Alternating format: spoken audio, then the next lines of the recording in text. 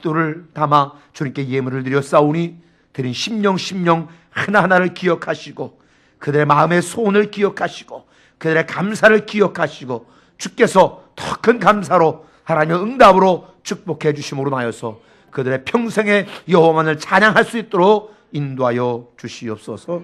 축복하며 예수님 이름으로 감사하며 기도합니다. 아멘.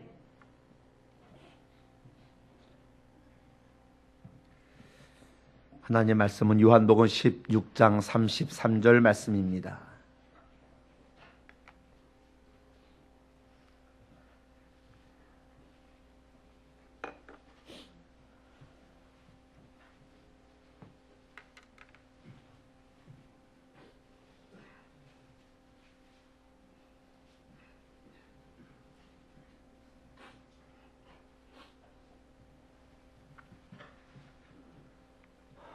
(33절) 말씀 다 같이 한 목소리로 봉독합니다. 이것을 너에게 이른 것은 너희로 내 안에서 평안을 누리게 하려 함이라. 세상에서는 너희가 환난을 당하나 담대하라. 내가 세상을 이기었노라. 아멘. 제가 이 젊었을 때는 눈물을 잘 안 흘리는 사람이었습니다. 근데 요즘 눈물이 자꾸 나오고 그러는데 여사가는 나이가 들어서 그렇다 그러는데 저는 아닌 것 같아요. 은혜가 더 깊어져서 그런 것 같아요. 그럼 우리가 살고 있는 세상이 어떤 곳이지요? 성경이 말하고 있는 세상은 어떤 곳일까요? 성경은 세상을 본받지 말라 이렇게 이야기합니다. 또 우리가 사는 요한복음 3장 16절에서는 하나님이 세상을 이처럼 사랑하셨다 그럽니다. 이 하나님이 세상을 이처럼 사랑하셨다 말씀하실 때의 세상과 세상을 본받지 말라 할 때의 세상은 조금 차이가 있어요. 여기서 말하고는 세상은 우리가 살고 있는, 우리가 매일매일 사는 이 삶의 자리, 세상을 말하는 거죠. 그러기에 우리가 살아오면서 느끼지만은 녹록지 않고 만만치 않고 부패하고 여러 가지 역경과 난간이 곳곳에 도사리고 있는, 우리에게 유혹과 시험을 주는 이곳, 이 세상을 살아가는 동안에 예수 믿는 사람들 어려움 당하지요. 오늘 말씀에 세상에서 너희가 환난을 당하나 그랬습니다. 예수 믿는 사람이라 할지라도 세상 살면서 환난을, 어려움을 당한다고 하는 것이죠. 왜 예수 믿는 사람이라고 역경이 없겠습니까? 예수 믿는 사람의 질병도 찾아오지요. 예수 믿는 사람들 다 건강하고 하는 일 다 잘 되고 그렇더라면 세상 예수 믿지 아니할 사람이 누가 있겠냐는 거죠. 그러나 성경은 이렇게 말합니다. 세상에서 너희가 환난 당한다. 안 당하는 건 아니다. 그러나 담대하라. 내가 세상을 이겼다. 이 거칠고 험한 이 세상을, 이 죄악된 세상을 사랑하면서 우리에게 성령의 능력으로 담대하라고 말씀해 주십니다. 그래서 세상의 풍파에 휩싸이지 아니하고 쓰러지지 아니하고 넘어지지 아니하고 주께서 공급하신 성령의 능력으로 승리하는 저와 여러분들이 될 수 있기를 주의 이름으로 축원을 드립니다. 말세가 되면은 19가지의 징조들이 나타난다고 성경은 말씀합니다. 말세에 고통하는 때가 이르리니 사람들은 자기를 사랑하며 돈을 사랑하며 자긍하며 교만하며 회방하며 부모를 거역하며 감사치 아니하며 등등등. 이 모든 것들이 다 말세의 징조라고 하는 거지. 방황하는 청년들을 위해서 만든 나부리 공동체라고 있습니다. 이 나부리 공동체가 우리나라에도 강원도 양양에 있는데요. 그 창시자이며 복음주의 운동가인 프랜시스 쇠포 목사가 말하기를 우리가 살고 있는 시대는 5가지 특징이 있다 이렇게 이야기합니다. 첫 번째는 진리가 없는 교육의 시대다 그럽니다. 어떤 때보다도 열심히 가르치고 제일 많이 배워요. 그러나 진리는 없다고 하는 겁니다. 두 번째로 사랑을 하는데 의미가 없다고 하는 겁니다. 사랑이란 말이 얼마나 이 세상에 많이 있습니까? TV를 보면은 전부 다 사랑 소재입니다. 결국은 사랑 이야기입니다. 그런데 그 사랑 이야기를 하면서 막장 드라마를 다 만들어 놓고 있다고 하는 거지요. 사랑해서는 안 될 사람을 이상하게 사랑하게 만들고, 출생의 비밀이 빠지지 아니하고, 다 주제는 사랑이라는 이름으로 만듭니다. 쏟아져 나오는 노래도 온통 사랑이지요. 그런데 그 속에서 진정한 사랑은 찾기가 너무나 힘든 시대라고 하는 거지. 세 번째는 목적 없이 부를 추구한다라고 하는 겁니다. 옛날보다 소득은 많아졌습니다. 잘 살아졌습니다. 굶는 사람 없어요. 그런데 나누고 베풀고 섬기고 드리는 일에는 너무나 인색해져 있는 시대다 하는 거지. 네 번째는 죄책감 없는 살인이 난무하는 시대다 하는 겁니다. 지금 이 시대가요, 사람을 죽여도 죄책감이 없다고 하는 거예요. 세상이 이렇게 악해졌다고 하는 겁니다. 사람 죽이는 일 아무렇지도 않게 여긴다고 하는 거예요. 생명의 존엄이 없어진 시대, 우리가 바로 지금 이 시대를, 이 세상을 지금 살아가고 있다고 하는 것이죠. 다섯 번째는 절대적인 도덕 가치를 거부하는 시대를 우리가 살고 있다고 하는 겁니다. 한마디로 진리를 거부한다고 하는 거죠. 진리신 하나님을 거부한다고 하는 겁니다. 전에 하버드 대학교 총장이었던 분이 말했습니다. 이 시대가 어떤 시대인가? 흔들만한 깃발이 없는 시대, 불러야 할 노래가 없는 시대, 따를 만한 지도자가 없는 시대, 생명을 바쳐야 할 만한 신조가 없는 시대. 진짜 생각해보면 그런 시대라고 하는 거죠. 과연 이런 시대에 저와 여러분이 지금 살고 있다고 하는 거죠. 여러분, 세상 그렇게 만만치 않잖아요. 이런 시대를 살아가는 우리에게 성경은 하나님 말씀합니다. 너희는 담대하게 살라.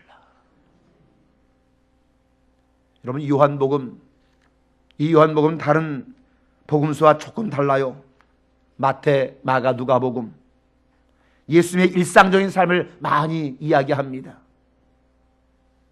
공간복음에는 주로 예수님의 활동, 예수님의 사역, 예수님의 가르침, 예수님의 전파하심, 예수님의 고치심, 이런 것들을 다루고 있는 반면에 요한은 하나님의 아들로서의 예수님을 주로 이야기하고 하는 거지요.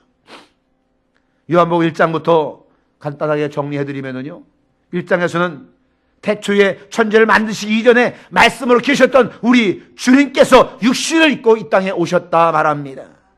그래서 세례 요한이 그를 가르쳐 뭐라고 말하냐? 보라, 세상 죄를 지고 온 하나님의 어린 양이로다. 또한 말씀이 육신이 되어 우리 가운데 거하셨다 그럽니다. 말씀이신 그분, 그런데 그분이 육신으로 이 땅에 오셨다고 하는 거죠. 2장에서는 갈리 혼인잔치를 이야기하면서 물을 포도주로 만드는 기적을 베풀었고, 그 사건 다음에 예루살렘 성전에 들어가셔서 성전에서 장사하는 자들, 비둘기 파는 자들, 돈 바꾸는 자들, 그 대상을 다 뒤엎으시고 거룩한 분노를 나타내십니다. 그러면서 말씀하기를 내 집은 만민의 기도하는 집이다. 좀 더 정확하게 말하면 내 집은 만민을 위하여 기도하는 집이다 이 말입니다. 3장에서는 밤중에 찾아온 니고데모에게 말씀하시죠. 사람이 거듭나지 않으면 하나님 나라를 볼 수 없느니라. 진실로 내가 네게 이르노니 사람이 물과 성령으로 나지 않으면 하나님 나라에 들어갈 수 없다. 또 16절에서는 하나님의 세상을 이처럼 사랑하사 독생자를 주셨으니 이는 그를 믿는 자마다 멸망치 아니하고 영생을 얻게 하려 하심이라 그럽니다. 4장에서는 예수님은 수바에서 우물가의 여인을 만나고 그를 변화시킵니다. 5장에서는 예수께서 안식일 날에 성전에 들어가시는데 베데스라고 하는 성전 입구 옆에 있는 연못가에서 38년 동안 단 한 번도 일어나지 못한 그 환자를 누워있는 것을 보시고 고쳐주십니다. 6장에서는 보리떡 5개와 물고기 2마리를 가지고 오병이어의 기적을 보여주시고 내가 생명의 떡이다, 그럼 나를 먹어야 된다, 내 살을 먹는 사람이 바로 주님의 영원한 생명에 들어간다 말씀하십니다.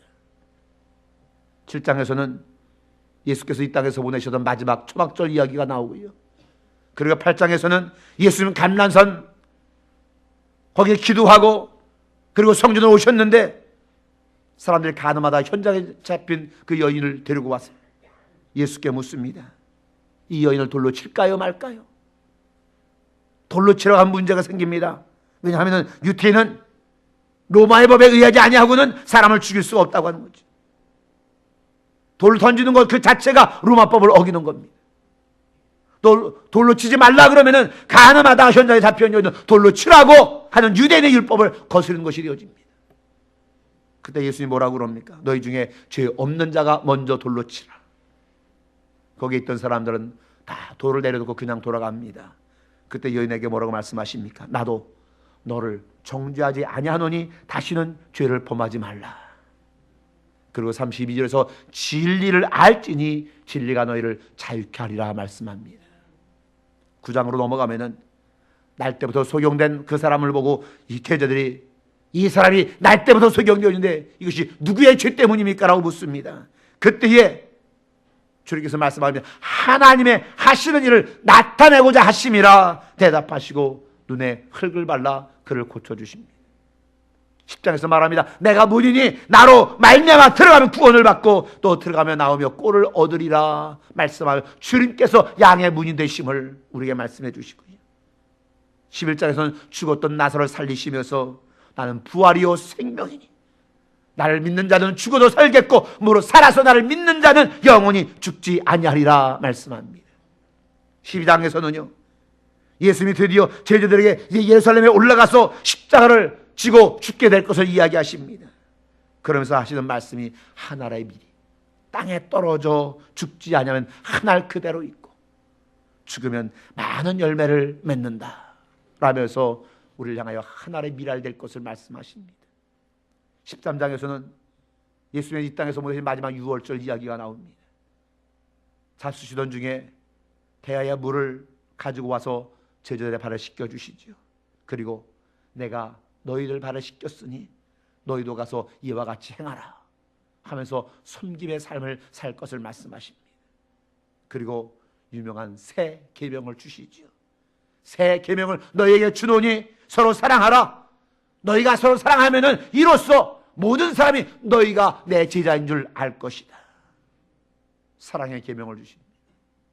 14장에서는 예수께서 돌아가신다는 말에 근심하는 그 제자들에게 말합니다. 너희들 마음에 근심하지 말라. 하나님을 믿으니 또 나를 믿으라. 내가 아버지께로 가서 처소를 예비하면 다시 와서 나 있는 곳에 너희도 있게 하겠다. 그러면서 내가 길이요 진리요 생명이니 나로 말미암지 않고는 아버지께로 올 자가 없다 말씀하십니다. 그러면서 또 다른 약속을 하죠. 내가 가면 다른 보혜사를 너에게 보내겠다. 보혜사를 약속해 주십니다.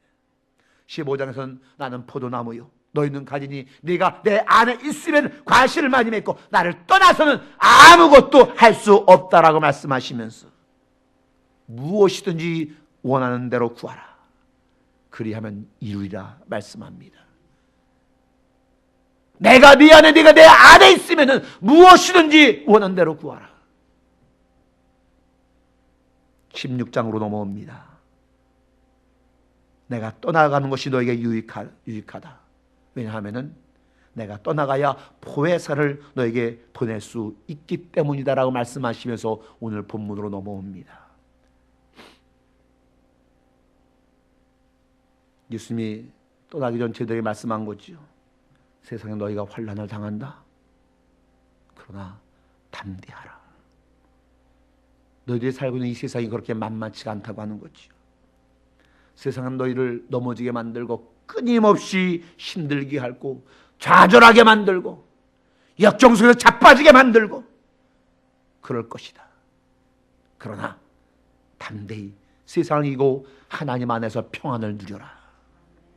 여러분, 우리가 인생을 살아가노라면요 힘든 일이 얼마나 많이 있는지 모릅니다.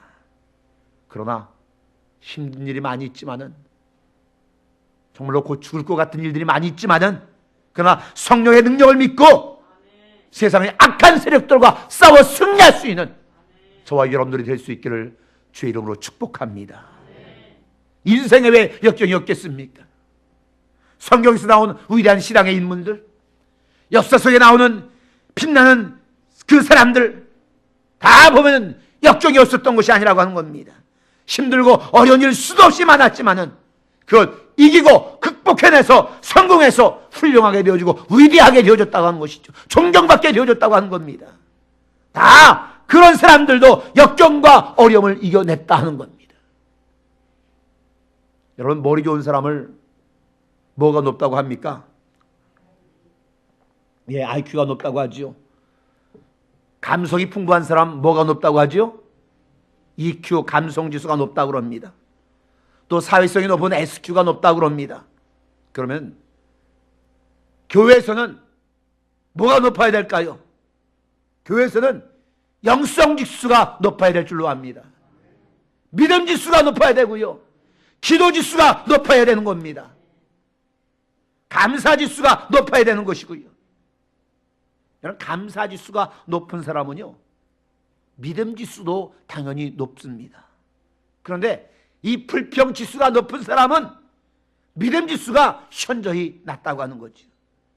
원망과 불평과 불만, 이 많은 사람 결코 신앙이 좋지 않은 것을 우리가 보게 되어지지.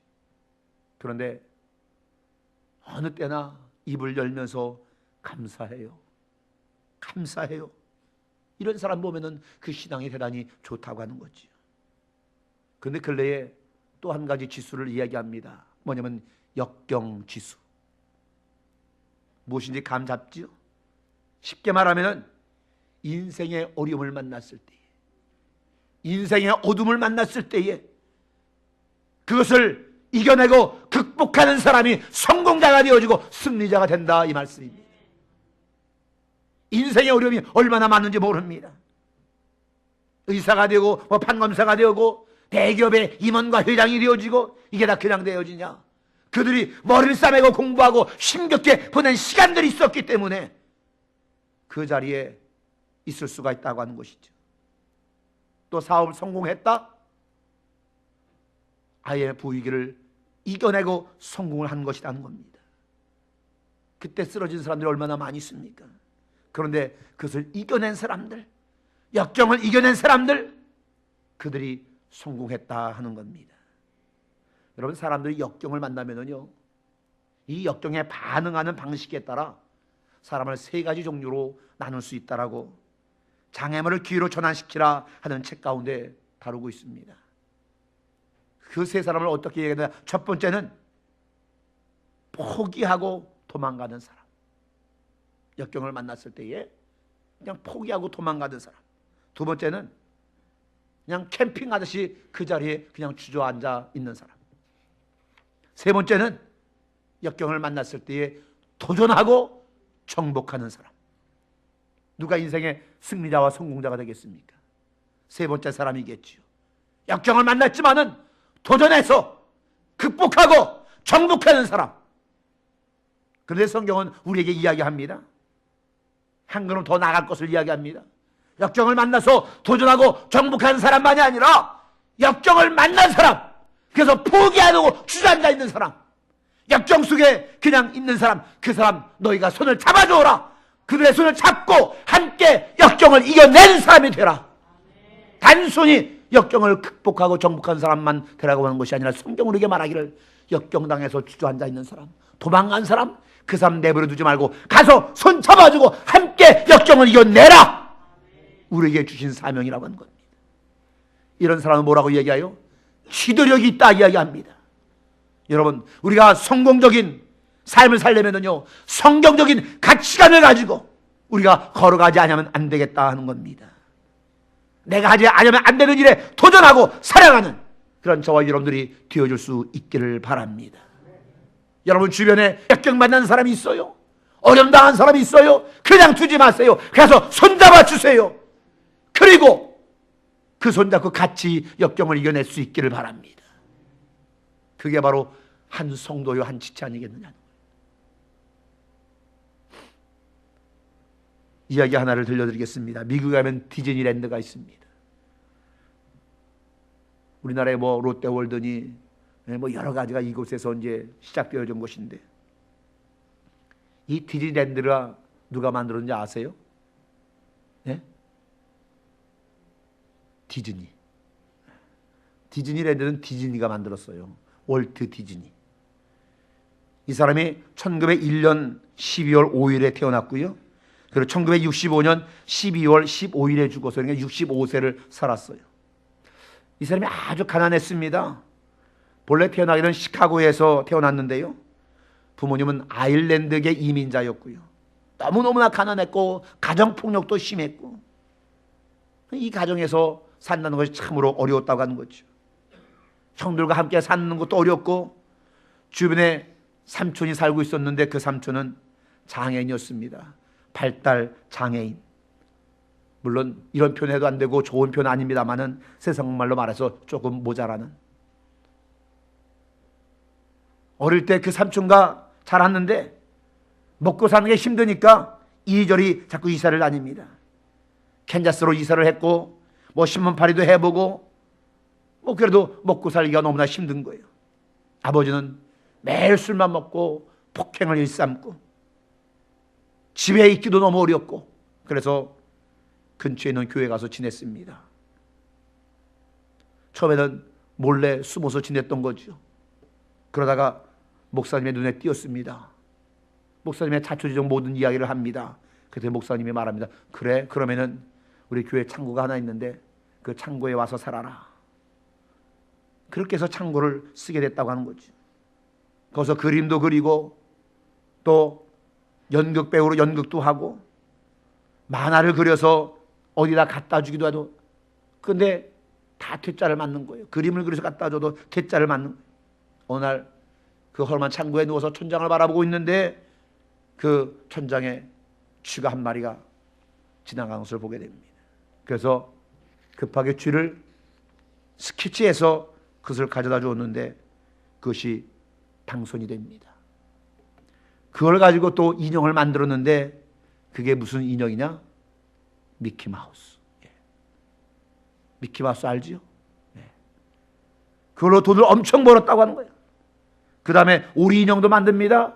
그 오리 인형이 뭘까요? 도널드 덕. 어느 날 딸과 함께 공원을 산책을 합니다.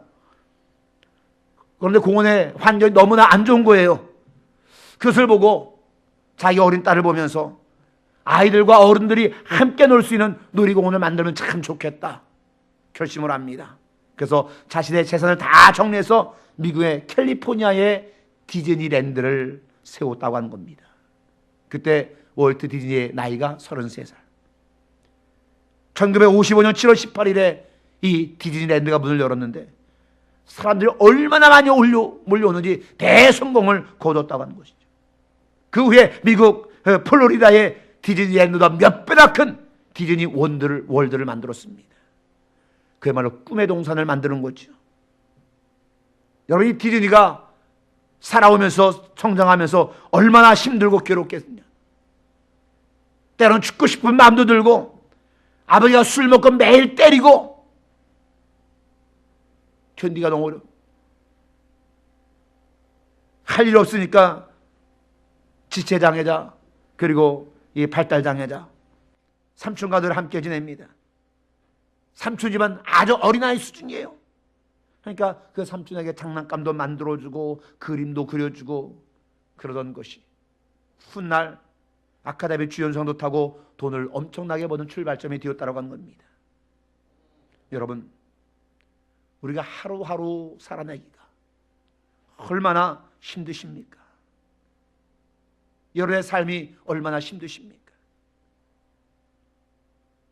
그런데 우리가 기억해야 될 것은요, 내가 사는 오늘은 너무나 힘들어도 이렇게 힘들게 살아도 내일은 모른다고 하는 겁니다.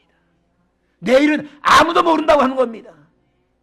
하나님이 우리와 함께 하시면은 내게 능력 주신 자 그분 안에 있으면은 얼마든지 우리는 위대한 일을 이뤄낼 수 있는 줄로 믿습니다.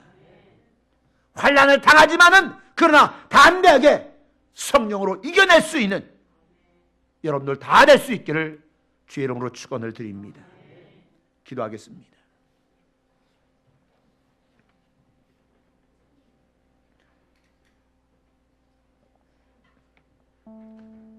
우리가 사는 이 세상 만만치가 않지요. 산호라면 어려움을 겪게 되고 역경을 만나기도 하지요. 때로는 질병도 찾아와서 우리를 좌절하게 만들기도 하지요. 그렇습니다. 인생에 왜 역경이 없겠습니까? 성경에 나오는 위대한 믿음의 사람들, 같은 역사에 있는 모든 믿음의 사람들을 보면은 그 삶에 역경과 고난이 없었던 사람들이 아니라고 하는 거죠. 그러나 힘들고 어려운 일이 그들에게 만났어도 그것을 이겨내고 정복했기에 그들이 위대한 믿음의 사람들이 될 수 있었다라고 하는 겁니다. 주님은 오늘 우리에게 말씀합니다. 세상에서 너희가 환난을 당하나 담대하라. 내가 세상을 이기었노라. 이 거칠고 험악한 세상, 죄악된 세상 살아가면서 우리가 성령의 능력으로 담대하게 살라 우리에게 말씀해 주십니다. 너희들 세상의 풍파에 휩싸이지 말라. 쓰러지거나 넘어지지 마라. 내가 너에게 힘을 공급해 주겠다. 성령의 능력으로 승리하는 삶을 살라 말씀합니다. 여러분, 역경 속에 쓰러지지 말고 역경을 극복하고 정복하고 승리하는 인생이 되게 해달라고 기도하시기 바랍니다. 더 나아가서 내 주변에 역경을 만나서 포기하거나 주저앉아 있는 사람이 있다면 다가가서 그 사람들의 손을 잡고 함께 역경을 이겨낸 사람이 되라고 우리에게 당부하십니다. 이 거칠고 험악한 세상이지만은 죄악된 세상에 지지 않고 세상에 너희가 환난을 당하다 담대하라. 내가 세상을 이겼노라 라는 주의 말씀을 의지해서 세상과 맞서 싸워 이기게 해달라고 여러분 기도하시기 바랍니다. 내가 이기는 것으로 만족하지 말고 역경을 만나 포기하는 사람, 그 영혼, 그 친구, 그 이웃, 그 손을 잡고 함께 역경을 이겨내는 사람이 되게 해달라고 여러분 주여 삼창하고 우리가 기도하겠습니다. 주여.